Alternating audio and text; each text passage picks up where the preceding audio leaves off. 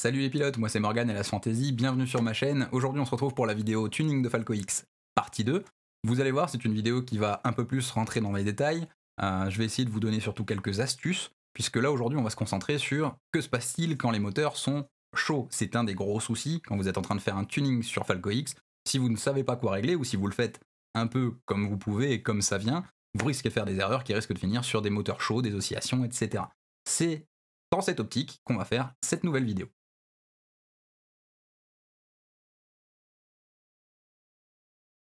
Si vous me suivez aussi sur Instagram, vous savez certainement que j'ai fait un live avec Damien Gans, alias Blackbird FPV. Un des meilleurs pilotes du monde, quelqu'un que j'adore, quelqu'un qui est vraiment super gentil, je suis super content de l'avoir rencontré en vrai, qui est venu avec moi pour faire un live Twitch, donc sur ma chaîne Twitch, vous avez l'adresse qui s'affiche ici, pour faire un live sur Falco X, le tuning, parler un peu de tout ça, suite à une réaction qu'il a eue sur la vidéo Tuning Partie 1, où je vous donnais des réglages ESC que lui n'approuve pas. Désolé. Pour faire simple, ces réglages sont là pour vous aider à trouver, à troubleshoot un drone qui ne fonctionne pas correctement, qui ne vole pas, qui ne décolle pas, qui a plein d'oscillations, voire même qui s'envole vers les étoiles, ou encore qui a les moteurs qui chauffent. Dites-vous que les vidéos que je suis en train de vous faire aujourd'hui, c'est pour vous aider, bien évidemment, pour vous donner des informations, mais aussi pour vous faire chercher. Il faut que vous soyez acteur dans votre apprentissage. Ce serait facile de vous donner des réglages de SC ou des réglages même de Falco X qui fonctionnent très bien pour moi, qui fonctionnent très bien pour d'autres, et vous dites je vais les copier, les utiliser et tout va bien. Oui, bien évidemment, c'est ce que Blackbird a fait quand il vous a expliqué quel genre de thune lui utiliser, quand il a répondu à certaines questions, puisque nous avons certains spectateurs qui ont demandé quelle thune on mettrait sur un drone comme ci ou comme cela.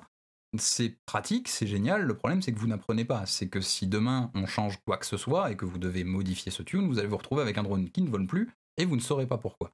Moi, mon but, c'est de vous apprendre des choses, mais c'est surtout qu'on apprenne des choses ensemble. C'est que vous soyez acteur de cet apprentissage. Les réglages ESC que moi je vous ai donnés, on va revenir un peu là-dessus.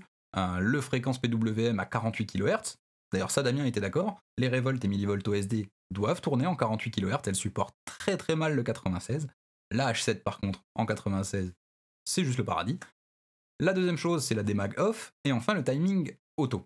Ce sont des réglages ESC qui sont très basiques. Ce sont des réglages ESC qui vont vous permettre de savoir si votre drone a un problème hardware. Qu'est-ce qu'on entend par problème hardware? Il va falloir vérifier que vous n'ayez aucun fil qui frotte sur le gyro, par exemple. Il va falloir vérifier que vous ayez des hélices propres ou neuves.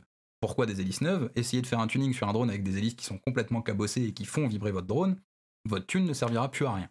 Il va falloir vérifier que vous n'avez pas de cloche de moteur endommagée, vérifier que toutes vos vis soient serrées, que vous n'ayez pas de vis qui touchent les bobines à l'intérieur de vos moteurs, et bien évidemment que vous ayez, pour Flight One et Falco X, le MCU, donc la grosse puce carrée, le cerveau de votre contrôleur de vol, à l'opposé des ESC, pour éviter les champs électromagnétiques. Si avec les settings 48 kHz, démag off et timing auto, vous vous retrouvez avec un problème d'oscillation, un problème de moteur chaud, un problème de drone qui ne vole pas correctement, il y a très forte chance que ça vienne de votre hardware. Donc il faudra vérifier tout ça. Vous êtes en train de faire votre tuning, tout va bien, tout se passe bien, et vous vous rendez compte que vos moteurs sont chauds. Vos réglages ESC sont ceux que je vous ai donnés, eh bien il peut avoir encore deux possibilités. Pas suffisamment filtrés, ou des PIDs qui sont trop élevés. Avant d'enchaîner sur les filtres et sur les PIDs, j'aimerais quand même dire au moins une chose. Si vous avez encore des ESC en BLLI S, rien ne peut vraiment régler le souci. C'est quand même relativement vieux maintenant, ça fonctionne encore, mais c'est loin d'être au top aujourd'hui. Pensez à upgrader vers du BLLI 32, je pense que ça vous sauvera pas mal de maux de tête. On va donc attaquer avec les filtres, mais avant ça j'aimerais quand même vous dire une chose, c'est que la plupart des presets qui existent sont là pour être utilisés. Ils sont là pour vous faciliter la vie. On ne vous dit pas d'utiliser un preset et de rester dessus, on va vous dire de prendre un preset qui fonctionne avec votre drone, et à partir de là, de faire le tune que vous avez envie de faire. C'est juste que c'est beaucoup plus simple de partir d'un preset existant, qui fonctionne à peu près avec votre drone, et partir de là pour avoir le tune parfait dont vous avez rêvé. Au niveau des filtres, que ce soit Falco X, Betaflight ou n'importe quel autre firmware de vol, les noms changent mais les effets restent les mêmes. Donc en partant du preset, vous n'aurez pas vraiment de soucis avec ça. Nous, on va surtout jouer sur les cutoffs. On va se servir des gyro cutoffs, stage 1 et 2, qu'on va baisser de 5 à 10 à peu près par vol, jusqu'à trouver le réglage parfait. Le but, c'est de simplement baisser de 5 à 10 sur le stage 1 ou sur le stage 2, de faire un vol, de voir comment ça se passe, de se poser et d'adapter. Soit on continue de baisser, soit on a trouvé le bon endroit.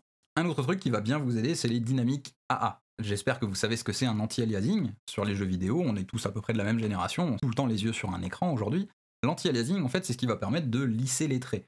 Quand vous avez par exemple des pixels qui commencent à devenir apparents, quand vous regardez un objet de loin dans un jeu vidéo, ou même parfois sur un film ou sur une vidéo que vous êtes en train de regarder, l'anti-aliasing, qu'est-ce qu'il va faire? Mais il va lisser les traits. Au lieu d'avoir un petit escalier avec les pixels qui s'affichent, il va nous faire un joli trait bien droit, bien lisse, bien plaisant à l'œil. Dites-vous que les anti-aliasing de Falco X, c'est la même chose. Au lieu d'avoir des petites données à droite à gauche et puis des petites oscillations, etc., il va vous lisser tout ça pour que ce soit beaucoup plus propre. Donc le dynamique AA, moi je vous conseille de toujours l'activer, les deux, en low, voire médium, en fonction de votre drone. Si vous savez que le drone est parfaitement neuf, en bon état, que vous l'avez bien monté, que vous avez bien vérifié, comme on l'a dit tout à l'heure, que vous n'avez pas de fil qui frotte sur le gyro, que la carte de vol est dans le bon sens, qu'il n'y a pas de vis desserrée ou de vis trop longue qui touche les bobines des moteurs, l'anti-aliasing, vous pouvez le mettre sur l'eau tranquillement. Enfin, on va parler du plus gros coupable en cas de moteur chaud, surtout. Donc vous êtes en train de tuner, vous vous rendez compte que vos moteurs sont vraiment chauds, c'est le D-term filter. Le D-term, vous allez baisser le cutoff de 5 à 10 par vol et faire des tests. Dites-vous que le D-term cutoff, c'est quasiment tout le temps lui le responsable en cas de moteur chaud. Donc ce qui va pourrir votre tuning, c'est très souvent. Au niveau des PIDs, c'est un peu plus compliqué. Damien est un pro là-dedans, donc il a donné pas mal d'informations super importantes que vous trouverez dans le live, qui sera bientôt sur ma chaîne YouTube. Dans tous les cas, moi ce que je vais vous dire, c'est que c'est souvent le D qui est responsable en cas de moteur chaud. Eh bien, quand le contrôleur de vol demande au moteur de tourner moins vite, il va devoir court-circuiter deux MOSFET pour inverser la rotation. C'est en inversant la rotation des moteurs qu'on va réussir à les faire ralentir. Ce faisant, forcément, l'énergie de la rotation du moteur va être évacuée, et elle va être évacuée sous forme de chaleur par les moteurs. Donc plus souvent l'ESC va demander à vos moteurs de tourner plus vite, moins vite, plus vite, moins vite, plus la chaleur va s'accumuler au niveau de vos moteurs. Donc la première chose que vous allez faire sur vos PIDs, vous allez commencer à baisser les gains en D. Vous allez baisser les D d'une dizaine à peu près entre chaque vol de test, jusqu'à vous retrouver avec des moteurs qui ne chauffent plus autant qu'avant. Une fois que vous aurez baissé les D, vous pourrez baisser un peu les P de 5 à peu près par vol. Ils devront baisser moins que les D au final pour pouvoir avoir des moteurs qui ne chauffent plus. Donc pour résumer, vous êtes en train de faire le tuning de votre nouveau quad, vous avez utilisé les settings ESC que moi je vous ai recommandés pour être sûr que s'il y a un problème, il soit hardware et pas au niveau des ESC. Vous vous rendez compte que votre drone continue de voler un peu bizarrement, et bien si ce n'est plus les réglages ESC, si ce n'est plus le hardware, vous allez devoir vous attaquer aux filtres et aux PID. Au niveau des filtres, vous allez baisser les stages 1 et 2 du gyro cutoff de 5 à 10 par vol à peu près, jusqu'à trouver quelque chose de correct. Vos moteurs chaufferont moins, théoriquement, mais si les moteurs continuent à chauffer un peu, vous allez devoir vous rabattre sur vos PIDs. En baissant les dés d'à peu près 10 entre chaque vol pour faire vos tests, vous allez trouver le sweet spot, l'endroit où tout va fonctionner correctement, et une fois que les dés seront à peu près réglés, vous allez vous attaquer au P en les baissant de 5 par vol, jusqu'à ce que le drone soit nickel, comme vous le voulez. La sensation au niveau du vol, le feeling que vous aurez en fonction de votre tune, est différent pour chacun. Nous ne saurons pas expliquer le feeling de la même façon, nous ne saurons pas expliquer quelle tune nous fait rêver de la même façon. Donc basez-vous sur votre expérience de vol. Est-ce que vous vous amusez avec votre quad? Est-ce qu'il vous plaît? Est-ce qu'il vole correctement pour vous? C'est ça la vraie question. Quand vous faites un tuning, n'essayez pas de regarder la vidéo de Schizo, la vidéo de Blackbird FPV, une vidéo que moi je fais. Ok, c'est pas du tout dans la même cour, on est d'accord. Mais ne regardez pas les autres. Volez pour vous. Le but, c'est de vous faire plaisir. Si vous trouvez un tune qui vous procure du plaisir quand vous sortez avec votre quad, que vous savez qu'en branchant la batterie, en mettant vos lunettes, vous êtes dans votre monde, vous êtes en train de vous amuser, c'est que le tune est bon. En tout cas, j'espère que cette vidéo vous aura fait plaisir, vous aura appris quelque chose. On avance un peu plus dans le tuning sur Falco X. Sachez quand même que vous en apprendrez encore plus grâce au live qui va être en ligne sur ma chaîne dans quelques jours. N'hésitez pas à venir me follow sur Instagram, à vous abonner sur YouTube, et vous pouvez même vous abonner sur Twitch si vous avez un abonnement Amazon Prime et que vous avez envie de me soutenir financièrement. Eh bien, en étant passé affilié, je peux enfin accepter les abonnements sur Twitch. Donc si vous avez envie de soutenir ma chaîne, soutenir mon travail, que vous êtes client Amazon Prime, vous avez un abonnement gratuit que tous les mois vous pouvez donner à n'importe quel créateur de contenu. J'en serais ravi, donc n'hésitez surtout pas. Vous avez également des comptes Patreon, Tipeee, vous avez ma boutique Spreadshirt avec des designs innovants et super sympas que ma femme fait. La boutique Spreadshirt est accessible, il me semble, sur mon site fantasy.fr, donc n'hésitez pas à y passer faire un tour si vous avez envie de me soutenir. En tout cas, merci encore, j'espère que cette aventure va aller loin, qu'elle va continuer, j'espère que vous serez toujours là avec moi pour me suivre.